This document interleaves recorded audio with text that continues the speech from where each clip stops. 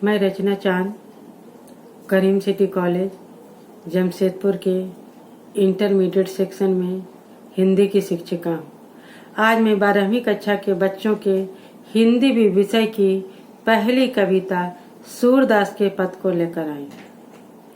बच्चों, कविता शुरू करने से पहले हिंदी भी के सिलेबस से मैं आप लोगों को परिचित कराना चाहती हूँ।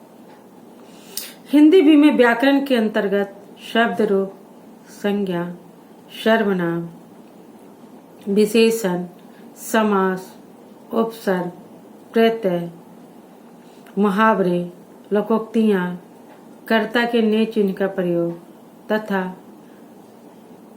वाक्य द्वारा लिंग निर्णय का अध्ययन आप लोगों को करना है। साहित्य के अंतर्गत आने वाली पुस्तक का नाम है क्षितिज भाग 2। इसके 2 भाग हैं, पद्य भाग और गद्य भाग। मैं आप लोगों को पद्य भाग का अध्ययन कराऊंगी। पद्य भाग के अंतर्गत आने वाली कविताएं हैं सूरदास के पद, तुलसीदास द्वारा रचित राम लक्ष्मण परशुराम संवाद, देव के पद, जयशंकर प्रसाद का आत्मकथन, निराला का उत्साह और अट नहीं रही, नागार्जुन का यह दंतरित मुस्कान, ऋतुराज का कन्यादान तथा मंगेश डबराल का संगतकार।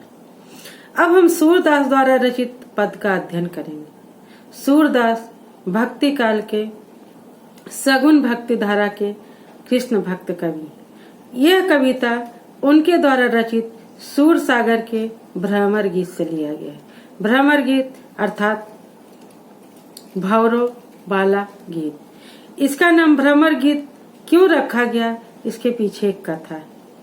जब श्री कृष्ण अपने मामा कंस के निमंत्रण पर मथुरा गए तो उन्होंने पाया कि कंस के अत्याचार से मथुरा की प्रजा बहुत ज्यादा दुखी है। इसलिए अपने माता पिता तथा वहां की प्रजा को कंस के अत्याचार से मुक्ति दिलाने के लिए श्री कृष्ण ने कंस की हत्या कर दी तथा अपने नाना को वहां की राजगद्दी पर बैठाकर वहीं रहने लगे। कृष्ण के ब्रजभूमि लौटकर नहीं आने के कारण ब्रजवासी तथा खास करके गोपियां अत्यंत दुखी रहने लगी तथा कृष्ण की विरह वेदना की आग में जलने लगी। विरह अर्थात प्रेम में होने वाली दूरी को ही विरह कहते हैं और वेदना मतलब तकलीफ। अर्थात गोपियां श्री कृष्ण से खुद की दूरी बर्दाश्त नहीं कर सकने के कारण तड़प रही थी। श्री कृष्ण खुद तो नहीं आए पर अपने मित्र उद्धव अर्थात उद्धव को ज्ञान और योग का संदेश देकर गोपियों की विरह वेदना को शांत करने के लिए भेजा।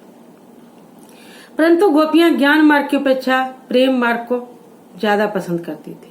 उन्हें उद्धव का यह संदेश पसंद नहीं आया।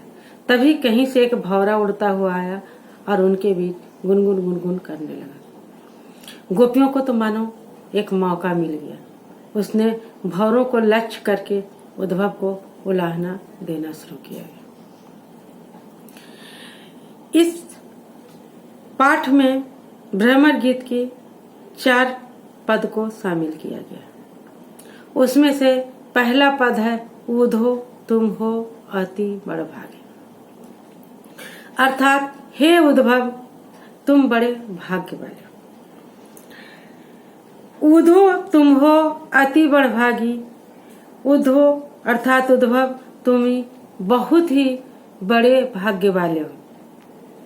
अपरत रहत स्नेह तगाते नाहिन मन अनुराग, यानी तुम प्रेम के बंधन से बिल्कुल अछूते हो, बिल्कुल आजाद हो, बिल्कुल स्वतंत्र हो।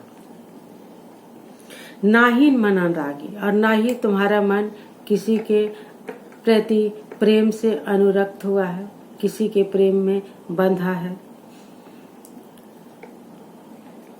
पुरइन पात रहत जल भीतर। पुरइन मतलब कमल, पात मतलब पत्ता। कहती ठीक तुम उसी प्रकार हो जिस प्रकार कमल का पत्ता पुरइन पात रहत जल भीतर, जिस प्रकार पुरइन का पत्ता जल के भीतर रहकर भी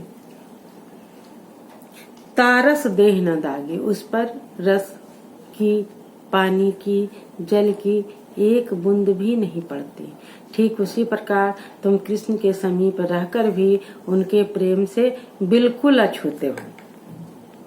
ज्यों जल माह तेल की गगरी, जिस तरह तेल की गगरी को जल के भीतर रख देने पर भी, ज्यों जल माह तेल की गगरी, जैसे तेल की गगरी को अगर हम जल के भीतर रख भी देते हैं, बूंद न ताको लागी, उस पर पानी की एक बूंद भी नहीं ठहरती।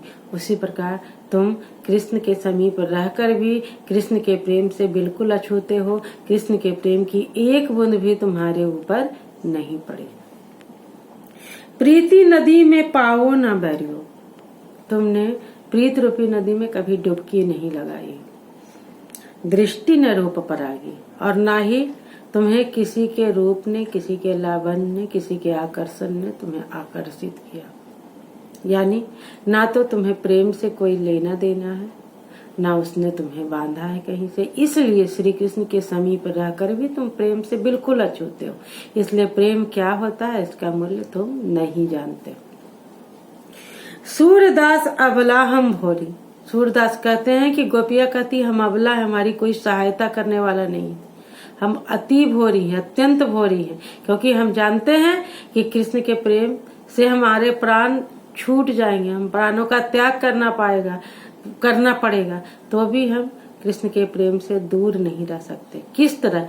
जिस तरह गुड़ चाहती जो प्यागी, चींटियां जानती है कि हमको गुड़ का प्रेम हमें प्राण का त्याग करने पर मजबूर कर देगा, ठीक उसी तरह जिस तरह चींटियां गुड़ के प्रेम में पड़कर उससे चिपक कर अपना प्राण त्याग देती, उसी प्रकार हम लोग कृष्ण के प्रेम का त्याग नहीं कर सकते हैं, भले ही हमें अपने प्राणों का त्याग करना पड़े। इस तरह ये थी भ्रमर गीत का पहला पद, ये था भ्रमर गीत का पहला पद। बाकी के 3 पद की व्याख्या हम इस वीडियो के अगले भाग में करेंगे।